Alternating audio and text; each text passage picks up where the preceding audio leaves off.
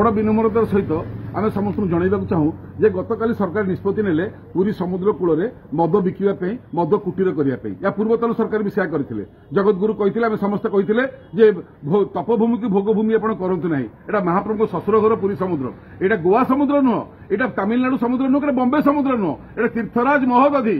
एठी लोक अस्थि विसर्जन करती, एठी लोक 12 मासरे 13 प्रकार यात्रा हुए। प्रति अमावास्या महाप्रभु समुद्र को विजय करती। ससुर घर लक्ष्मी के बाप घर केबे करई दबुनी चैलेंज रहा। जदि करेंगे दूर को जातु गोपालपुर अस्तरंग बहुत समुद्र कूल पड़ी। पुरीर महोदधि कूल में आपड़ जिते अधर्म कार्य करेंगे से आपणकर वंश बुड़ीबा एवं सरकार बुड़ीबा फाइनाल हो। निजक जगन्नाथ कहवा बंद करूँ एवं पुरीर समुद्र कूल में आप महोदधि कूल में जगन्नाथ ससुर घरे लक्ष्मी के बाप घरे जो बीजेडी पारि ना पांडियन पारि ना आपको चैलेंज रहा। जब कर देखईदेवे आम जानू ठीक सरकार तुरंत पूरा श्रीक्षेत्र मद उठू, पूरा पुरी मद उठू। जब ठीक सरकार मद बंद करिया कह मद चलेइबो आइचो।